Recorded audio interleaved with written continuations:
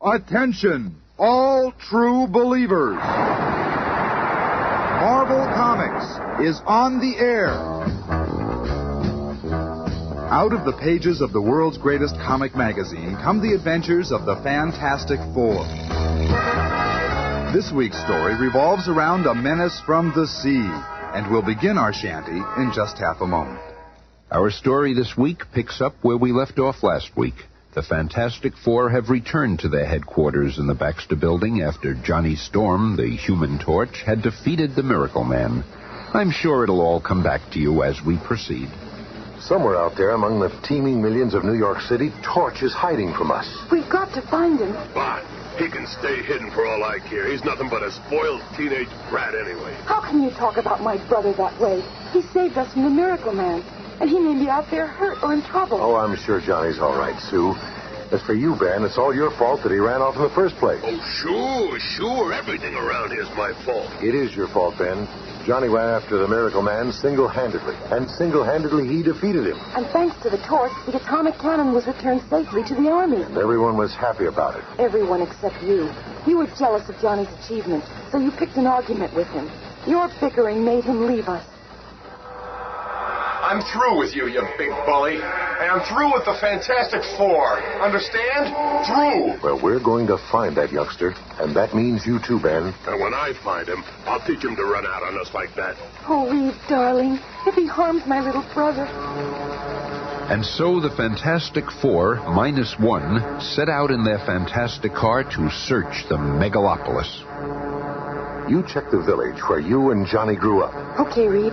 Ben, you cruise the west side and check garages. And what are you going to be doing, Reed, darling? Oh, Ben, give me a break. Okay, this is where we separate. Release sections.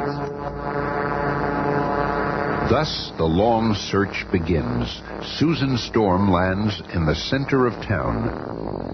Johnny loves this neighborhood. There are so many people his age. Here's a good place to start searching on a hot day. The soda fountain where Johnny hangs out. And there's one of his pals. Excuse me. Huh? Have you seen my brother, Johnny Storm? What? I must be hallucinating. Some funny-sounding chick's voice out of thin air. Oh, wait a minute. If you're hallucinating, then I'm hallucinating. And I'm getting out of here. I never understood why he hangs out here. These kids sure scare easy. Oh, well, back to the search. Back to the search indeed. We find Mr. Fantastic in Central Park, near the bike trails. There are some cyclists. Maybe they've seen Johnny. I'll just wait here. What? Mr. Fantastic. Hey, I didn't know you were for real. I'm real enough. But tell me quick, have you seen Johnny Storm the Torch? No, man, I haven't. Hey, say, how do you stretch your No time to body chat right now. that? Sooner or later, I'll find someone who's seen him. But little does Mr. Fantastic know that less than a mile away, in Swanson's garage... Nobody can modify an engine like you, man. Yeah, that's incredible. You're only saying that because it's true. You know, the whole country is looking for the Human Torch. Yeah? And he's right here working with us on cars. Well, I've got to do a little welding, guys, so step back for a few seconds. Flame on. Hey, Johnny, I didn't know you could ignite parts of your body. The flame from my finger beats a welding torch any day. It's really nifty. Every time I use my flame, I learn new things I can do with it. By concentrating, I can keep it away from that gasoline. But if I wanted to, I could merge my flame with that barrel of oil and keep this place heated for months at almost no cost. Wow. Reed and I have done a series of tests. But as Johnny explains his superhuman abilities, one of his ex-teammates is right outside, preparing to demonstrate his.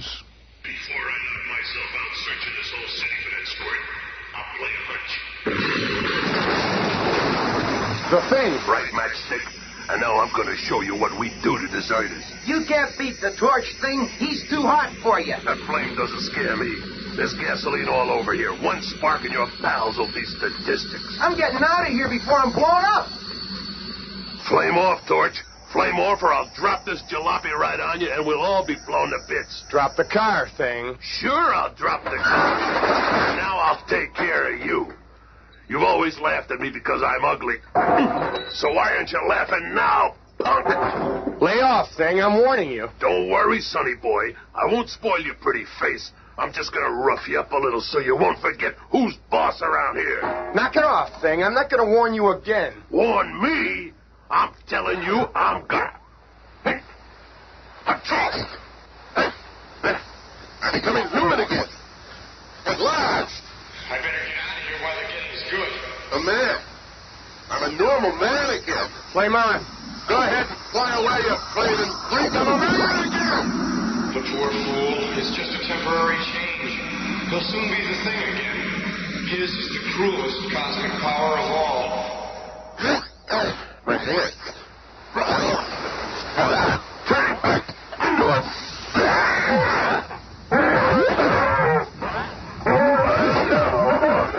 And even as Ben Grimm reverts to his cosmically altered form, Johnny Storm reaches his chosen place of seclusion in the Bowery. No one will find me down here. I'll just lose myself among all these human derelicts. I better get off the streets. That flop house over there looks as good as any. 2 bits a night, buddy. In advance. Well, Johnny wanted the anonymity of the Bowery, and for his 2 bits, he shared a room with 15 other men, all similarly inclined. Well, it ain't the Waldorf, but I'll be safe here while I plan my next move. Hey, pal. Could I see that comic book over there? Sure, Mac. Here you go. Submariner. I remember someone talking about him. He was the world's most unusual character. He lived underwater and was as strong as 10 men. I wonder what happened to him. He was supposed to be immortal. You know about Submariner? What? Oh, yeah. You got a bum over here who's as strong as that guy's supposed to be. Yeah? Hey, old man, wake up. Well, you may be. Come on, old man. You got a lieutenant here. Show what you can do. Oh, I want to sleep. Well, leave the old man alone. He's probably tired. Well, he's never too tired for this. Come on, you mangy bum. Get his phone book in here. Go away, you puny flame. Let's teach him a lesson, boys. Get him. I've been spoiling for a good fight. I said, go away, all of you. I'm tired of showing my strength. I just want to remember who I am, what I am. I've spent so many years here in this fog, my mind's a blank. Look, this guard is down. How's our chance? Yeah, I never like to creep anyway. Hold it. Leave him alone. Can't you see he's sick? He's got amnesia, loss of memory. He doesn't even know who he is. Yeah, but we'll beat it back in him. Wait a second. I've got an easier way. First, let's show him what he really looks like. Let's give him a hot shave. Flame on. Hey, what's that? You've got to be the Human Torch. I can control my torch flame to within a hair's width. Look at his face. It can't be. It is. It's Submariner. At the same moment that Johnny Storm makes his incredible discovery, the other members of the Fantastic Four are continuing their search for him. Have you fellas seen a flaming teenager flying around the city? Holy smokes, I've read about you guys, but I never dreamt that you really existed. We exist, all right. Now, how about it? Have you seen the torch? No. Well, if you do, contact the Fantastic Four. Susan Storm, too, prowls the vast metropolis as the Invisible Girl. I've traveled all the way down to the Bowery, a refuge for lost souls. I can't believe that I'd find Johnny here. Come on, pal. If you are Submariner, I know one thing that will bring back your memory for sure. If you can, I'll be forever in your debt. I'm wasting precious time. I'll continue down and look for Johnny in Chinatown. And once more, destiny dabbles with the fate of humans. Susan Storm, less than 10 feet from her brother, turns and walks away, not seeing the subject of her search. Okay, the coast is clear. Flame on. No, you're a demon. It's okay. You're safe from my flame. We're just going for a little flight test. See? There's the Atlantic Ocean. But you... Easy, pal. I won't drop you. Not yet. If he is Submariner, the sea will bring back his memory. If not, I'll dive in and save him.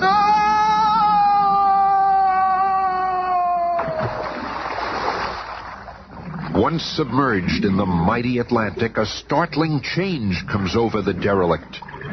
In one sweeping motion, he removes his outer garments and stands revealed as the legendary ruler of the sea, the invincible Prince Namor, the Submariner. I remember who I am now. I must return to my family, my friends, to my undersea kingdom. Once again traveling in his native element like a rocketing torpedo, Prince Namor soon reaches his almost forgotten land, only to find... Destroyed. It's all been destroyed. Oh, what's that glow in the water there?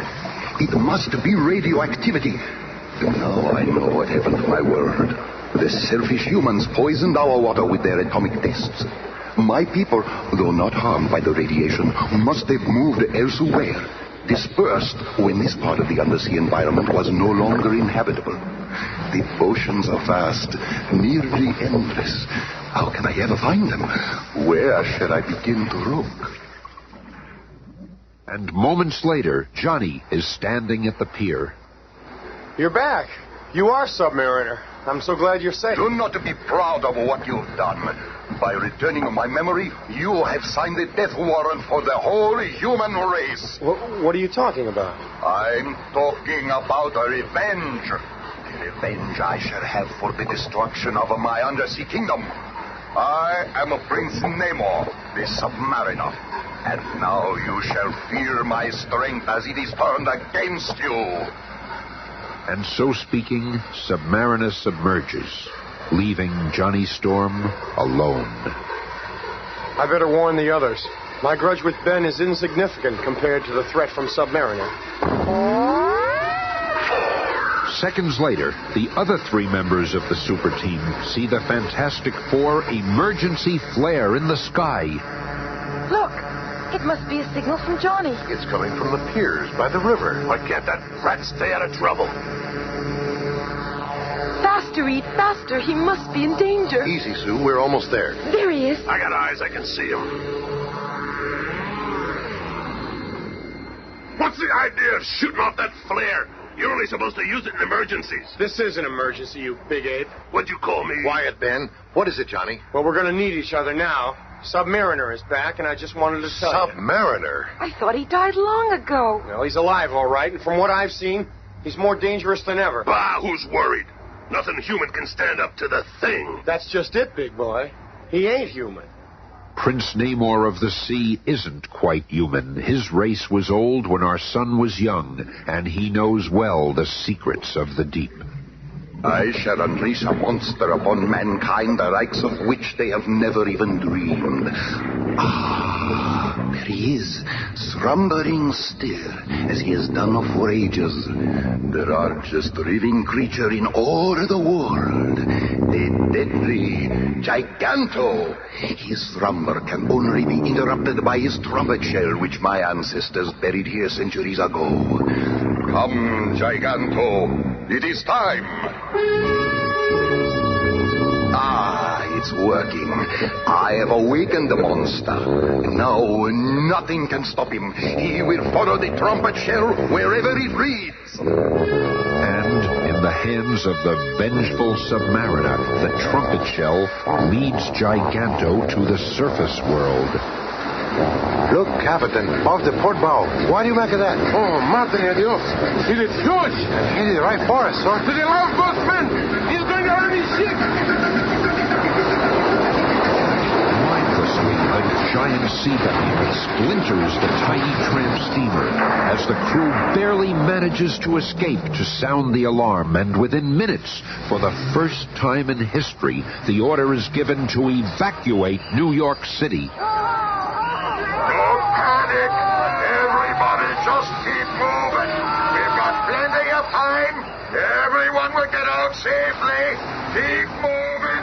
Keep moving. And through the now silent canyons of the huge city, the nation's most powerful weapons are brought into place, and the battle is at hand. Sector 2 reporting, sir. We can see the monster coming into New York Harbor. A monster is coming within range. Prepare to launch ground control missiles. 5 seconds. 3 seconds. Fire! Look at that. Those rockets didn't even slow the monster down. What will happen when it reaches the city? Hey, there's Reed. He's going after the monster with the Fantastic Car. Maybe This chemical smoke will confuse the creature. Slow it down before it reaches shore. The Fantastic Four are keeping Giganto from reaching the city. Another blast on my horn will set him straight. Like something out of a nightmare, the hulking mountain of a monster slowly turns, following the sound of the trumpet shell, and the beast crashes into the city.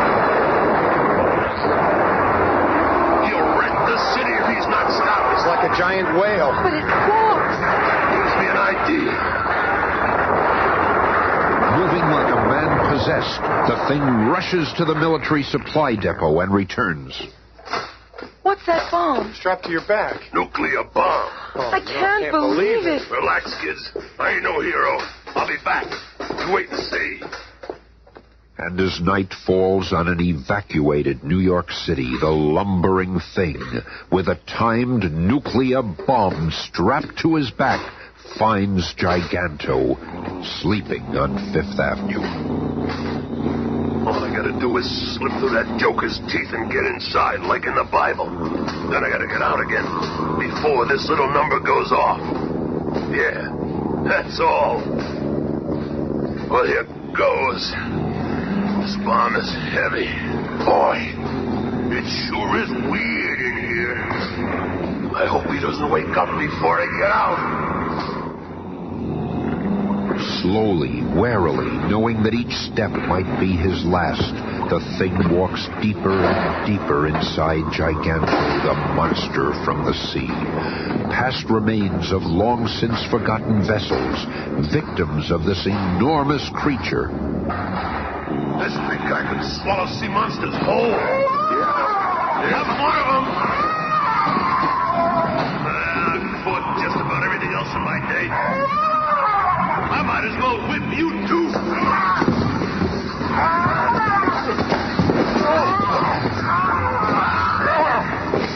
That takes care of that. And this is as good a place as any to put this nuclear firecracker. There. Now I gotta get out of here. This mouth is shut. I'm a goner. Oh, I can see the street. Look at me.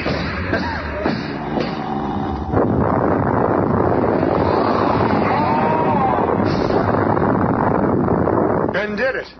Submariner's monster is dead. He saved the city, maybe even the world. The explosion blew him right out of the monster like he was shot from a cannon. I didn't think anything could stun the big ape. I hate to admit this, Ben, but I'm proud of you. So what, Squirt? Letting it die will get you. That horn. Soon the whole world will again know the Submariner.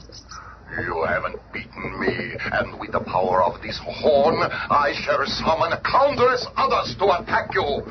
I will have my revenge. So, it's the horn. Huh? I'll take that. It's floating in midair. That can't be. I'll find the answer. Oh! I thought so. A human, but an invisible human. Give up. You cannot win. And seeing the futility of her struggle, the invisible girl becomes Susan Storm, prisoner of the Submariner. Well, this is a prize worth catching. You are the loveliest human I've ever seen. If you will be my bride, I will show mercy to the rest of your pitiful race. How can I make such a choice? You won't have to, Susan. We're here now, sis. Oh, we're gonna fix you, Fishman. Fools! You are finished. Now I will have this girl and my revenge. The next time you hear this horn, I shall unleash millions of undersea monsters, such as mankind has never seen. Helpless before the invincible attack, you shall be driven out of your cities and returned to the caves from whence you came. Oh, you mustn't.